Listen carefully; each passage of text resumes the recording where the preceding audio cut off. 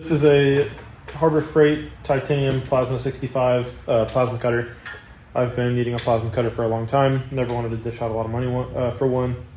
So I went ahead and got a $1,000 Harbor Freight one. So we're gonna see how it does. First things first, let's go ahead and cut it open.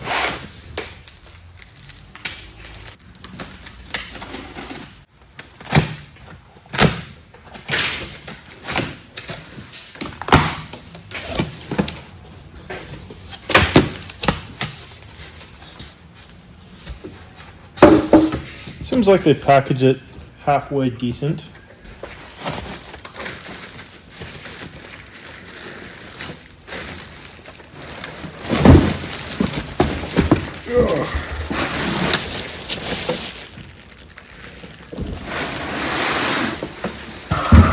Put that to the side. I'm going to make you guys watch the whole entire video in order to see the actual plasma cutter, or skip ahead.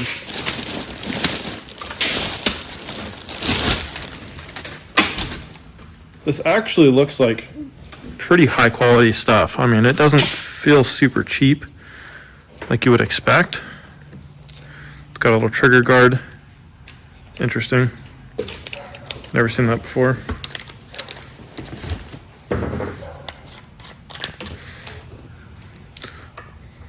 Pretty nice connections. It's not some janky crap. And the coating that's on this actually feels decently strong, like it's not just gonna melt super easy. Okay. We have an adapter. We've got extra cutting tips, probably for different thicknesses of metal. And our ground clamp.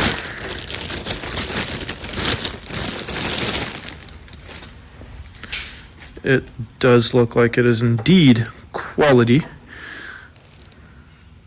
Pretty nice. It looks like it would go in and turn and it locks it in.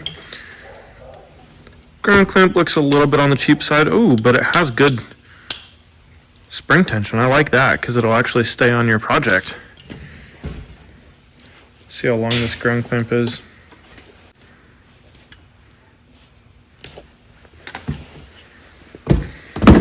That's actually pretty decent length.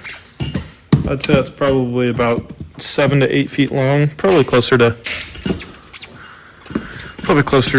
7 feet. And then we have, this is cool, it's a little wrench for installing. I'm honestly not too sure what this is for installing on here. We'll have to look that up as well. Instructions and owner's manual. Whatever.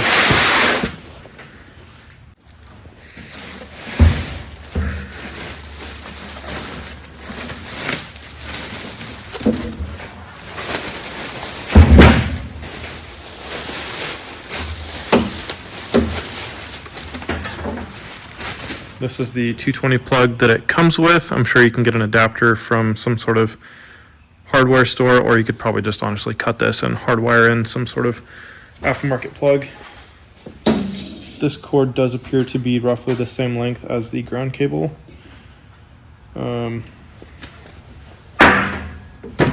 Actually, that's quite a bit longer. That's great. That's great. I love that. That's probably 9 to 10 feet right there, I'd say, which I love. That means you don't have to invest in any kind of 220 extension cord, because that's expensive. So on this dial, we can turn up and down our amperage, and I'm not really positive what this button right here is for. Oh, okay, so that's 120 volt, 20 amp, and then we have 240 volt, 50 amp. So that's what that other plug was for 120.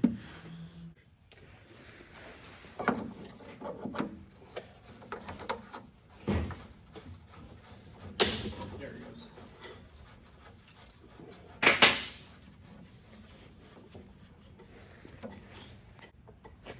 It's not that bad. Oh, you guys.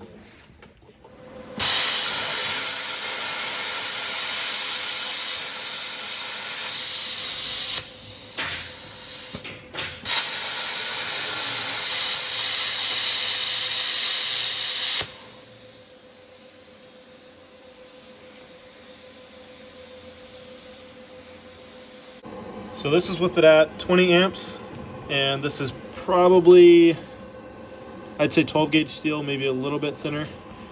It'll go through if you hold it for a while, but you probably want to turn your amperage up.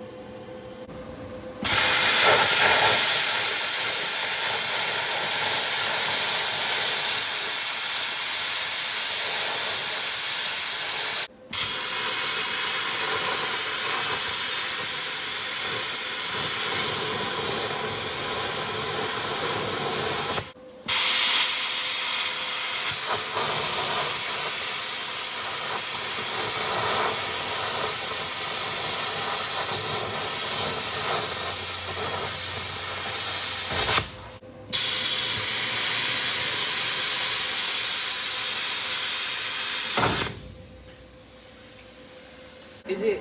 Okay, so it is showing that we have a temperature light on and an F04 code. I haven't looked that up, but I would assume it has something to do with the temperature and it overheating due to that indication light. Sorry, focus. The little amber light right there. So that was just from a short section. I cut from here to right here.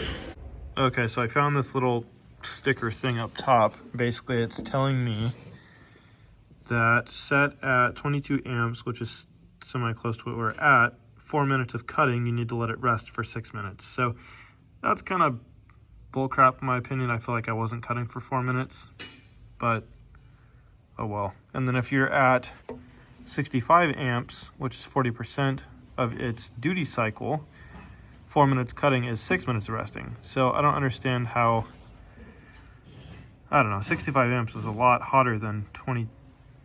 You'd think you'd have to rest longer. I don't know, it's weird. And yes, I already reset the machine. I turned it off and back on, and it went right back into this FO4 mode.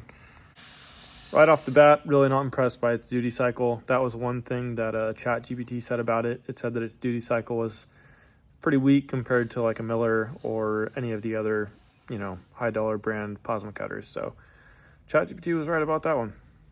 Got out the manual. FO4 description: insufficient input air pressure. Okay. Walk over to the air compressor, and it's not plugged in. Shake my head.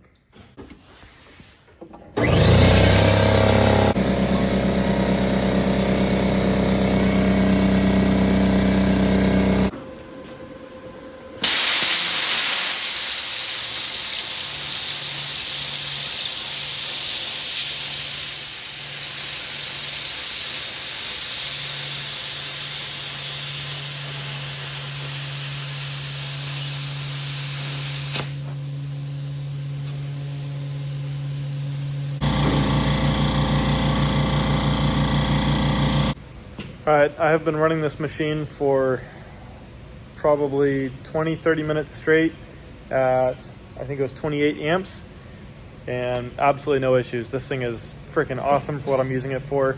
I'll have to test it on some really thick stuff, but I don't really have anything thick at the moment that I really want to cut. So I'll probably do a part 2 with this machine, but overall, this thing kicks freaking butt compared to using a grinder. I'll tell you that right now. That went by so quick, I don't even really know what to do now. I just feel like I should still be cutting, but there's nothing else to cut, which is dangerous because that'll lead you to cut stuff you shouldn't be cutting.